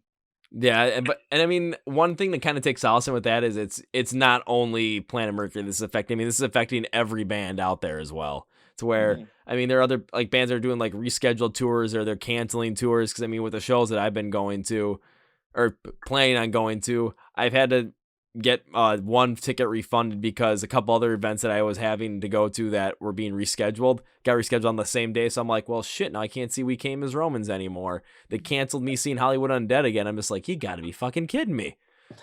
Like, I'm getting pissed at this. I mean, it's not bad they're giving me my refunds on them, but it's just like, damn, I don't want my refund. I just want to go and see the show.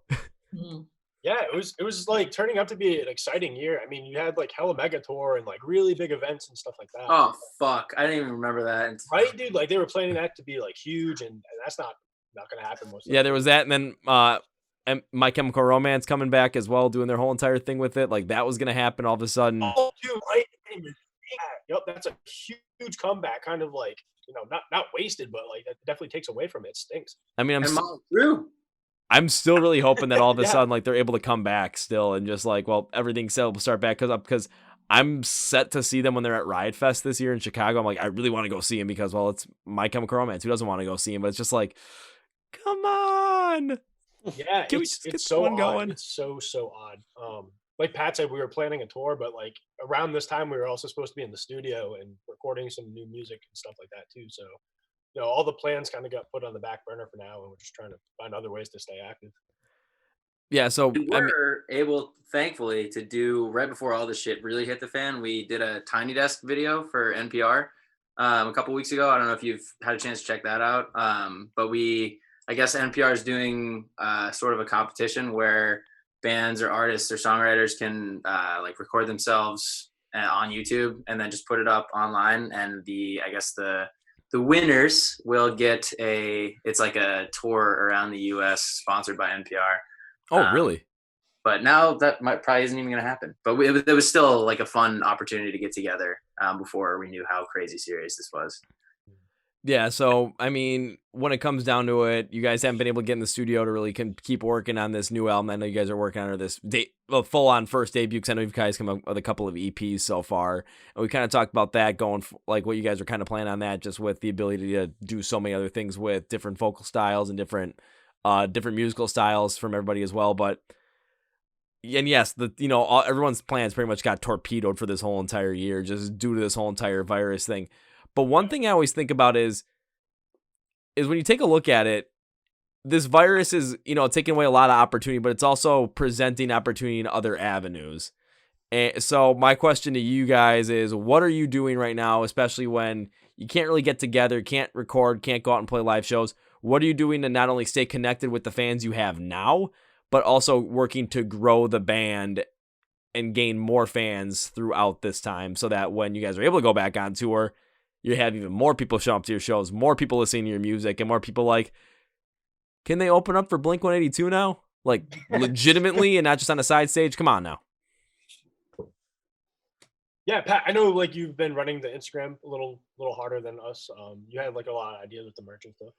Yeah. So I mean, like, we noticed we had some merch left, and like, especially trying to stay active, trying to raise funds for the album. That's one thing that we kind of capitalized on. Was we had a Bruins jersey made from the guy that makes our t-shirts. It's like Bruins style Planet Mercury. So one of the things we decided to do with that is do like a raffle that everyone that buys merch is entered to win that. So that's one thing, kind of trying to get people excited about it. So that's one thing, yeah. Yeah. Another thing that like we're very fortunate to have, we have friends that, aren't on camera very often, but we have a really dedicated photographer friend of ours, and we also have a friend who does a lot of video for us as well. So fortunately, we do have like some content that we can be releasing on YouTube and Instagram and stuff like that. We have like tour footage. We have a couple of like unique little series we want to start releasing as well. So we have ways of staying active on social media and stuff like that, on top of the merch as well, which is good. But I guess just staying engaged with the fans, answering questions, and just commenting on their posts and things like that, that goes a long way, especially when everyone's kind of dying to stay in contact with each other. So Easily. And one other thing I'm seeing is the bands that are currently, I would say, winning the whole entire, oddly enough, I'm going to say winning the coronavirus time, just because they're doing things that are above and beyond. So, I mean, I've seen a lot of bands that really haven't been doing much, But I've seen bands that have been doing, just a standard, like, oh, we're going to do like a little bit of a live stream here and there, just play a couple of songs kind of thing. And that's all well and good because you're still staying relevant, but it's always looking at what is going to be the next, what's going to be that other thing that you're going to do? What's going to be the thing that's going to set yourself apart from the rest? And especially for a growing band like Planet Mercury, I think that's really where you guys can do a lot of damage, is trying to figure out, what more can you do? Because taking a look at some of the winners right now, I mean, probably the biggest winner I've seen from this whole entire thing is From Ashes to New, because they're coming out with new music. Every single week they're coming out with a new with a cover of a song from some band, and they're like doing the full thing. They're even bringing in other artists as well to cover, certain parts, such as like when they did Gravity by Papa Roach featuring Maria Brink. Like, they did everything, but then from Maria Brink's part, they brought in Jen Ledger to do those, and they did them all from everybody's home. So it was like, full on covers from your house. And they're working out incredibly well. They're getting so much positive reception off of it, because when they were going to go on tour with Hollywood Undead, when I was supposed to go see them, they were the first band. They were going to be the opening act. Now after this, I mean, they might be like, going right on before the headliner, because it was supposed to be From Ashes to New, Fire from the Gods, Bad Wolves, and then Hollywood Undead. I mean, they might end up flipping up to the second spot on that one. Yeah, for sure. Like I've seen bands like Bare Naked Ladies. They've been doing like covers. I think Machine Gun Kelly's been doing some material. Oh, he's been doing a lot of those like pop punk covers. Yeah. So people are definitely finding ways to stay active, which is good. In our case, it's just like definitely important for us to stay engaged with the people who have been supporting us. Because we do have like a very dedicated group of people who, they stay in contact with us every day on Twitter and stuff like that. So definitely want to stay in contact with them, engage with them as much as possible. And that's a huge key too. And one thing to never forget is, even after this is all over, to keep up with that engagement with them, because as you gain more fans as well and more supporters, what's going to happen is you're going to even get more comments in. Now you'll be able to get to every single comment. If you have 3 million followers and then 10,000 comments on a post, you're not going to get to every single one of them. But if you get to a good amount of them, I mean, all of a sudden people are going to comment. It's like, is today the day I'm going to be getting a comment from Planet Mercury? Am I going to get a response from them? Because when people get that response, it ends up giving them like, a little bit of a hit of dopamine in their brain. It's just like they get all excited for it. Even on my last podcast, like I put out something, I was talking about the winners and losers, and I basically said like From Ashes to New is the big winner right now, what they're doing.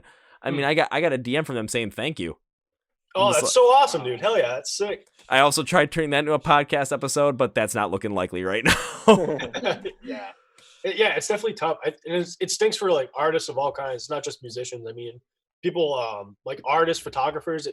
Photographers are kind of struggling because they don't have ways of going out and taking photos of people with the social distancing and stuff like that. So it kind of sucks for everybody at the moment. I know I've got a cousin who's a huge wedding photographer here in Milwaukee, and it's just like, well, she can't really do anything right now because no one's able to have their weddings.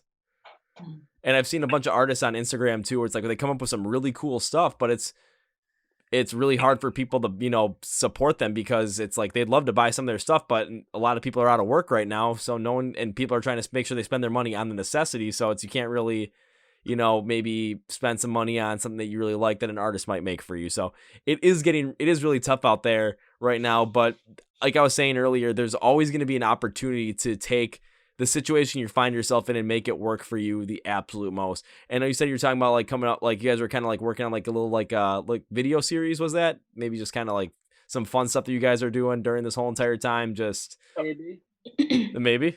Okay, Chris, we'll do it, maybe. Yeah, whether people like it or not, who knows? Could we tell them what we're working on, guys? Is that cool? Yeah, because we're probably gonna release some of it soon anyway. But we're thinking of we have some footage from tour that we did in January, so we have these little tour documentary things that we're gonna be releasing. But another one that we have almost ready is we're gonna start doing like food reviews when we travel. We visit different restaurants and stuff. Oh, that's like a good one. Yeah, so that'll be fun. We have one that's kind of edited at the moment, so we might release that as well. But we have plans for all that kind of stuff too, because if down the road we do get a little more popular, we could have like people do the food reviews with us if they want to come chill after a show. We can do cool stuff like that. So yeah, one thing that's gonna end up doing with you too is, as a band, it just kind of plays to people's interests even more so that you have, because I mean, you're doing food reviews. I mean, you never know. You might have a friend or a bunch of fans that like the Food Network as much as Randy Marsh does in South Park. So all of a sudden you're like, holy shit, this is really going to work. And next thing you know, bing, bang, boom, you're getting a lot more fans because you're doing these crazy reviews. I mean, take a look at like Barstool Sports. I mean, they got a whole huge fan base just because of Dave Portnoy's pizza reviews. One bite, that's the rule. Exactly, dude. Yep, absolutely. So it's just like fun stuff. Yeah, fun stuff. Just it's more content, and then it's just more stuff that fans can engage with, I guess. Oh, easily. And the more the fans can engage with Planet Mercury, the more that they're able to, really get into the music more and become more invested in the band. So all of a sudden, when this is over, I mean, they're going to end up telling, and they start seeing their friends, all of a sudden, they're going to be hanging out, maybe, hopefully in the summer at the beach, maybe playing some music on the beach. Next thing you know, you're walking around and all of a sudden you're hearing a bunch of people with these giant speakers, or like just these, not the tower speakers, but like those like big box ones that can last for like 130 hours. Charge your phone, mini cooler inside them as well, all those crazy shit. And all of a sudden you're hearing one of your songs on there. It's like, oh yeah, we heard this, or my friend talked to me about this Planet Mercury band. I listen to them and I like them. You ever heard of me? You can be like, yeah, I'm in that band. Whatever. Shut it off. I mean, if you yelled "shut it off," I'd be like, I mean, that could be some weird form of guerrilla marketing right there. All of a sudden, it's like, why do you want me to shut it off? Yeah, it'd be very flattering. Absolutely. It's like, shut it off. Why do you want me to shut it off, though? Because we're going to play it live instead. Say, now that is some sort of viral guerrilla marketing right there. Yeah, right. Oh my gosh. Oh man, that would just go into some like insanity stuff, just like yeah. But then again, we got to get people outside and kick this virus's ass so we can all get together and for what I like to do, get together, listen to some music, and mosh the hell out of something because, I miss that. Yeah. Yes, for sure. Yeah. I mean, if you guys like at your live shows, I know, have you ever had the time where, people just start mosh pits out of nowhere at all? Or is it more just like people just rocking out when like... we're in the audience, usually it's Jerry and Pat that'll be starting it. They'll be doing their moves. Like while the support bands are playing, like they'll just be... Dude, Jerry's got this one that he does. Oh, and then Pat just kind of falls into people. It's oh my god. Oh my god, I gotta say, Pat, I kind of like your style a little bit more because it's just so subtle. It's just like, yeah. It's like you're passing out. Put the hood on, tie it up, and there's. Yep. I got a little bit of a different style myself. My style is more of the. I'm just standing there. I tell someone to push me into somebody. They push me into somebody, and all of a sudden I start bouncing around, just having a good time. Next thing you know, we're just getting a huge mosh pit going. I'm just like, no, this is what I'm hoping for. Hell yeah. Totally. Until I get decked like 30 seconds in, I'm just like, oh, maybe not. But then you get like those guys are like 260 pounds, just like, oh, come on, get back up. Yes. Oh my gosh. That's where I go to the back of the room. I'm like, oh yeah, I'm not messing with that. They pick you up by the back of your neck. By the nape, dude. Just yeah, just like, all right, come on. Yeah,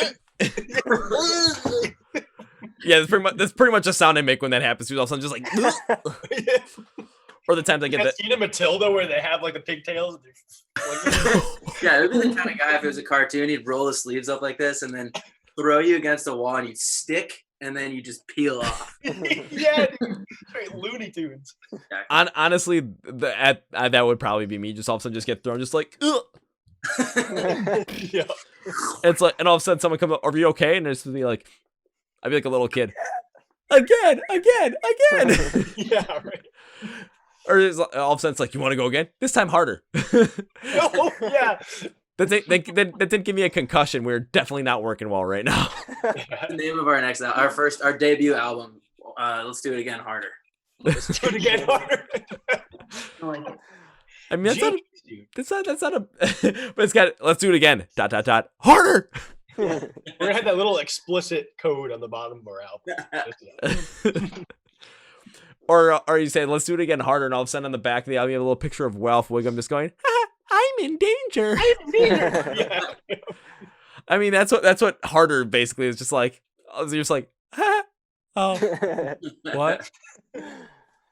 And that's why I love the songs where it's like songs that kind of like have that like real slow build up and all of a sudden just go like straight into just the hard stuff just out of nowhere. It's just because it's like, it has that like, you kind of sit like there's like a pit going around and all of a sudden like there's people kind of walking like, oh, we finally found some space. And if I hear a song like that, I'm just looking, I'm like, oh god, these people are gonna want to clear out real quick or get wrecked. Because of course, all of a sudden we're hearing it like everyone's like off to the side that's ready to like crash into each other in the wall of death.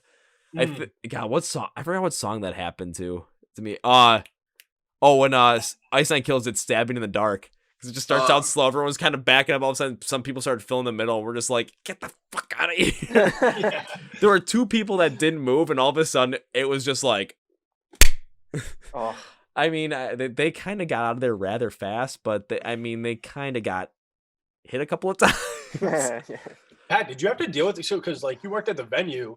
Did you Yeah. have to deal with like wall of death? You had like because you were At the barricade. yeah, you So, like, barricade, right? Yeah, so that, I mean, if anyone ever got hurt, we were supposed to like go and pull them out. But mostly we were there to like catch crowd surfers. But yeah, there was just one girl who the first show I worked was Dance Gavin Dance. And like this is my first show. Like I was still like trying to learn how to work there, whatever. She comes up to me and her ankle is like hanging off. She's like, I just broke my ankle in the pit. I was like, what the fuck? Like I didn't know where to bring this girl. I just like picked her up. I was like, that looks like an emergency place. Let's go over there. And Yeah, that was nuts. Ooh. I'll say, was that like, especially for your first night too? Probably, you also like with Dance Gavin Dance playing, you're probably like, I just don't want anything bad to happen. Just enjoy some Dance Gavin Dance while getting paid. And all of a sudden, it's like, I think I broke my ankle in the pit. Ah, shit. I gotta work now. Hey, my ankle came off at the front. I think I broke my ankle. What ankle? There's no. The shoe. I'll say, but like when it comes to like security too, I've seen some like with a lot of the venues I've seen or been to. I mean, they're kind of just there, like, especially in the front to catch crowd surfers. But there was one. This was at Riot Fest this past year, especially during Rise Against, because it was. I mean, it wasn't that. It was like 75 degrees outside, but with the amount of people that were just packed together for that one set. I mean, it was just getting warm in there real fast, and people are, people on drugs, everything. People are, and like combined with the heat and the humidity, people are starting to pass out left and right. And all of a sudden, it's like, security's got to come in and like take these people out just to kind of like, make sure they're safe. But we're so packed in there, like you can't get, like there's no way anyone can get in there. So we're like, how the hell do we get these people out? Well, there's so many people packed in here. We literally picked them up and crowd surfed them to the front. Hell yeah, that's awesome. It was the safest way to get them out and the quickest way to get them out. And I mean, safest and most fun. That's awesome. Well, yeah, because all of a sudden, I mean, when their friends finally are able to talk to them, it's like, what happened? Well, you passed out. How'd I get here? We crowd surfed you to the front. Wait, I mean, dude. I'll put it this way: if that happened to me, I would be super pissed. Not because I passed out; it'd be because I was crowd surfing and didn't remember it. Yeah, right. Yeah, no kidding. Because I still have. That's like the one thing in a show I've yet to do is crowd surf. Because I always go to shows all by myself all the time, and I'm like, well, I don't want to crowd surf because what happens if something falls out of my pockets? Yeah. Like Yeah, stuff like that happens all the time, I'm sure. Oh God, yeah. There was, I mean, I've seen ones where like people's like phones have fallen out, their wallets have fallen out, and we've started chanting like wallet, just so people know we found someone's wallet, and like we found like there's like been a couple of times we found someone, the owner, and they were like, yeah. All of a sudden we heard the next person, hey, I found a shoe, and we're starting to chant shoe. That's sick. So yeah, one thing you guys can take off of that is if someone loses something during one of your live shows, one thing you can always do is just start chanting like, hey, we found someone's wallet. All of a sudden you start chanting that. Advice, actually, because I'm sure that'll happen sometimes. Oh yeah, because you're gonna see some guy like every guy like hitting their like pockets like, does I still have my wallet? And there's gonna be one guy that does, and all of a sudden he's gonna be like, that's mine. But then you gotta be like, okay, check the ID first. Yes, for sure. If they don't have an ID, it's like, oh, That's ugly. Got more gas money. Yeah. you got more gas money to fill up your car, and hopefully run into someone that is playing a banjo. And then one thing I would say though is if you find someone that's playing a banjo, I mean, at a gas station, you might not want to let him hitchhike. Yeah, But if he randomly appears out of nowhere and pulls a banjo out of his trunk, you might want to go into a basement and sing drunken lullabies with him. Hell yeah. I mean, it's a whole grand scheme of things. But outside of that, so going forward as well, like into, I'll put it this way, post coronavirus stuff, post pandemic stuff, what does the world look like for Planet Mercury? What are the plans? What are you doing going forward? You can go into as much detail as you want or as little detail as you want. Michaela. Hopefully recording, getting a van, and touring as much as possible. I feel like I don't want to speak for the rest of you, but for me, like this is just making me want to like overcompensate for the lack of shows we've been playing. So like, I mean, if we spent all of 2021 traveling, I wouldn't be upset about it whatsoever. Like, I feel like we just want to do like as much as possible, and like not that I think like things will fade out, but there is obviously going to be some like lull in like the hype of music in general. So you have to kind of like in a way work to get it back. So I feel like I just want to like work really hard to like make sure that people don't like forget about us amongst not being able to go out and see people and play and stuff. So a lot of hard work.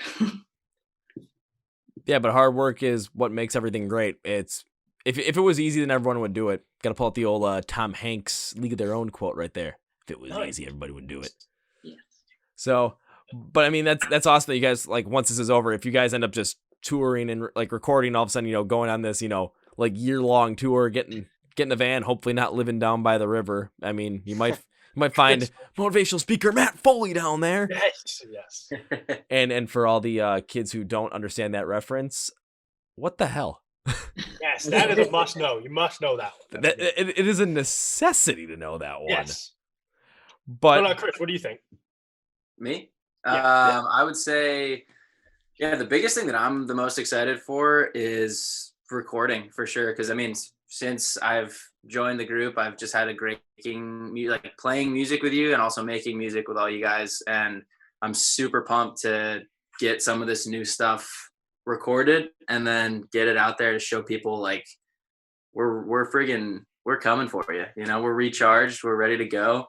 And I had like the absolute time of my life on tour as well. So that definitely, for me personally, like I feel like that's when we really became a family. For me, this is my first tour with them. But yeah, I mean, it was just a wonderful experience. So I want to get that going again. It's just such a fun time, man. You get to see so many people and get exposed to so many new fun things, whether you want to or not, and that's just the way it goes. So definitely excited to record and get back on the road and just see you guys. Oh my God. And make just, yeah, this doesn't count, man. This is just, there's a disconnect here. Yeah. Yeah. But yeah. All right, and Patrick, what about you? Like, once this is all said and done, because we've got Michaela wanting to go on the year-long tour, Chris not being able to wait to get back into recording. What about you, man? I think all of it. I think mostly touring though is what I'm looking forward to. Like honestly, if I didn't have my school loans to pay, like I would just live. I'd love to just live on the road. Like I think that'd be awesome. But yeah, probably touring. Hopefully we can get a nice long tour going at the end of all of this. And if you're thinking about a nice long tour, I mean, are you planning on just staying around the East Coast or venturing a little bit more towards the West? Yeah. So can I say where we're planning? Like when we were planning it, right? Like we were planning, obviously hitting like New York, like Philly area, whatever. And then moving towards like Chicago. Where else? It's like Chicago, like all the way down, like through like Oklahoma, Texas, like back up, like basically a loop like halfway through. We really want to go to California, but it's just very far away. Oh, understandable. Yeah, like the Midwest, like that'd be nice. That'd be a nice new area to explore. Yeah, come to my neck of the woods. Even though Wisconsin was on there, actually. It was, yeah. It was Honey Creek. Yeah. Hit our boys up. In Chicago too. We definitely want to get out to Chicago. Yeah. I said that, Chris. Wait. I'm Wait. Patrick, did you just say Honey Creek? Yeah, do you know them? I'm trying to think because I know I've heard the name before. Okay, I gotta look something up right now because if this is true, I think I went to high school with their lead singer and I was friends with him. The connections continue. What is going on? I know. I'm trying to see if I can find this because I know I knew him. I know him. He's relatively new to the group too, I think. Yeah. Let's see. Oh yeah, that's Dylan. Oh yeah, it is. Oh. Yeah, I went to high school with him. That's the basis, right? Yeah, I think so. Yeah. We played with them like right before we went on tour in January. They came to Boston. We played together. No shit. Yeah. I have one of their sweatshirts. It says Milwaukee Pop Punk on it, bro. Yeah, so I don't like. I like when you said Honey Creek. I was like, wait a minute.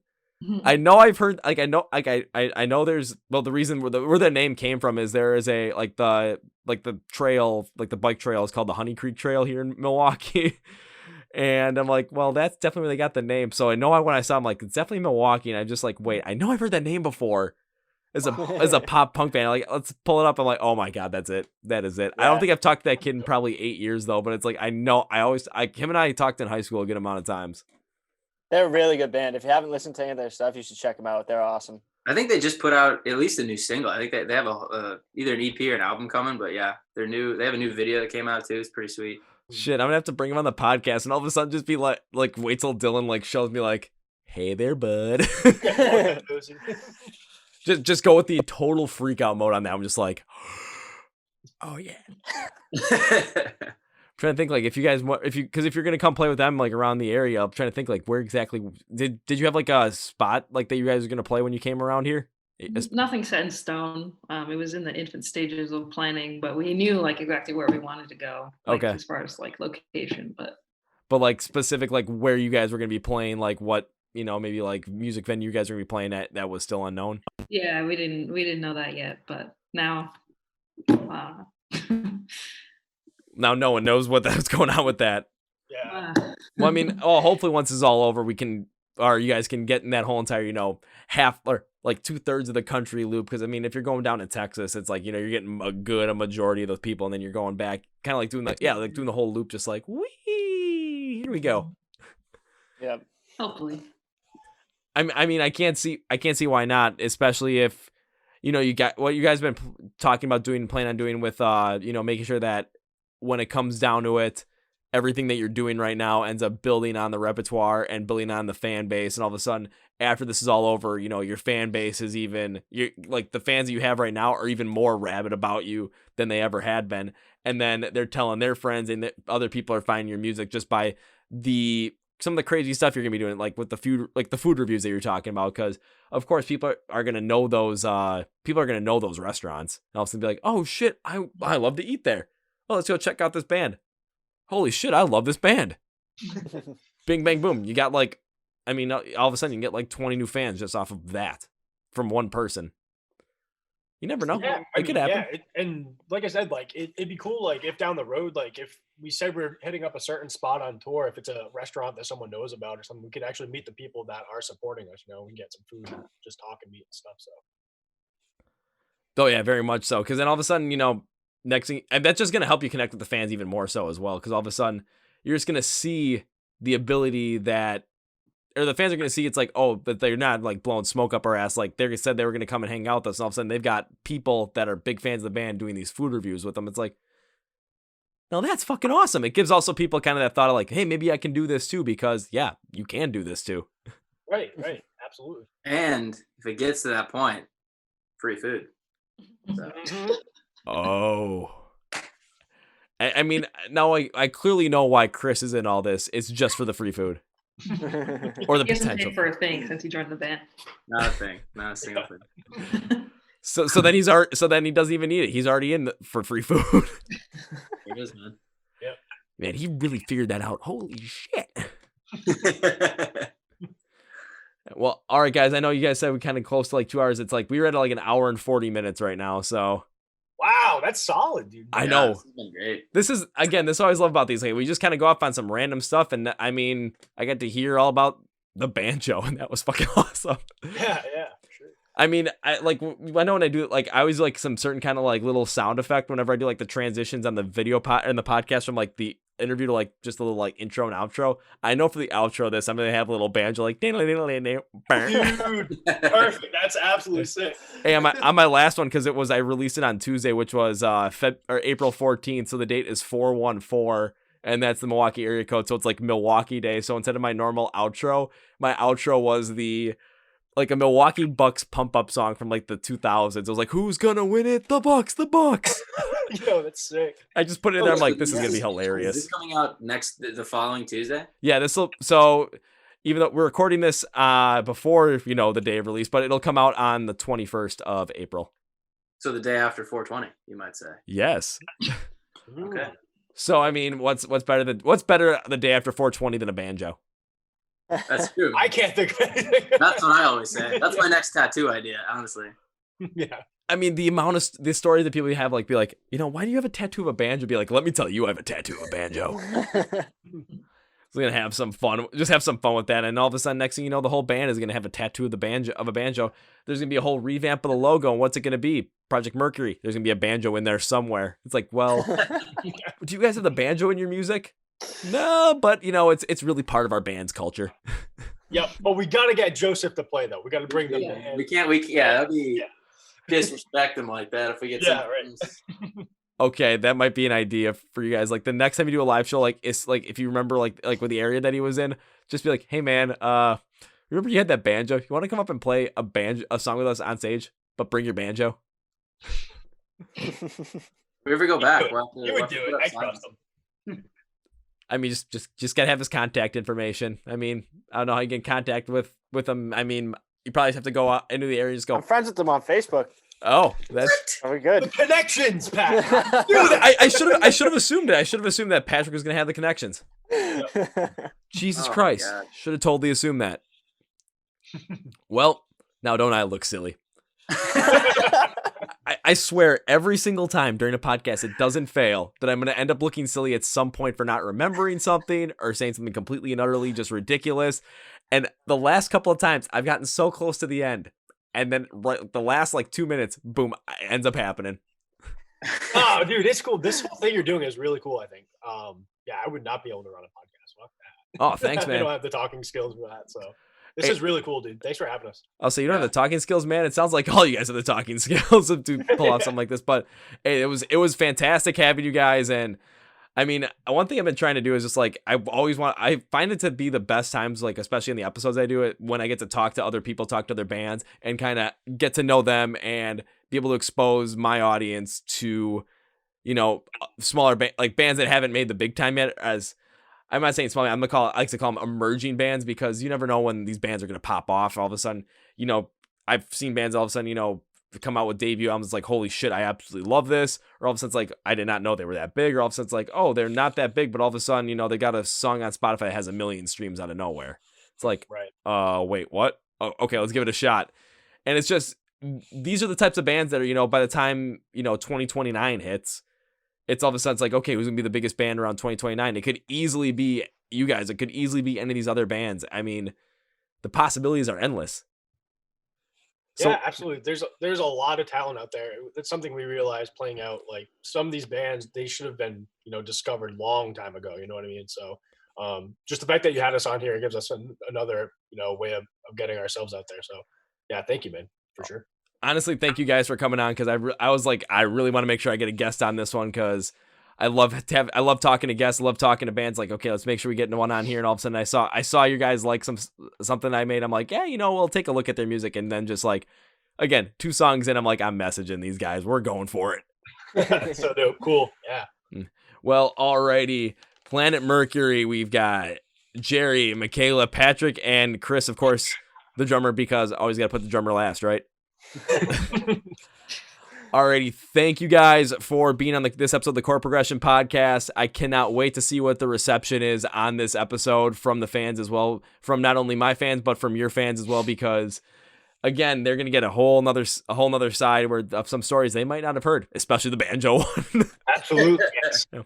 Well, alrighty, thank you to you four. Absolutely love this one, and well, I can't wait to see you guys on tour when you guys come through to Milwaukee, especially you're playing with Honey Creek, because that's just going to be fun as hell. Oh, yeah, man. Yeah, Kevin, thank you so much. Very nice meeting you. Thank you for having us. Yeah. All right, take care, guys. Okay, see ya. You too, man. Well, folks. Yes, I ended that with a banjo, so trust me. That was our conversation with Planet Mercury, and again, I got to talk to the whole band. That was fucking awesome. I love their pop-punk sound. You will, and I mean will, be hearing them as a Song of the Day feature somewhere down the line, most likely in the month of May, because it's gonna be May. Hold on till May. I'm saying that really weird right now, but you know what? I'm just having a good time with it. So that was the episode. I want to thank Planet Mercury for being on the podcast. Absolutely love interviewing these bands, and we're gonna keep it coming. We're gonna keep bringing you guys the heat every single week. So keep in touch, keep in store, and please stay safe out there, and let's beat this fucking virus's ass, because you want to know why? The musicians, Planet Mercury, myself, and all you guys, we want to get back to life as not back to life, as it should be, where we can go to live shows and mosh the fucking hell out of everything. So thank you for listening to this episode of the Chord Progression Podcast. It means the world to me that you're listening to this stuff, and I want to thank you once again. But until next time, this is Kevin from the My Song Day Rock 2008 presents the CHORD, the Chord Progression Podcast, and you guys know how I end every single one of these episodes with a big, healthy, and hearty. See.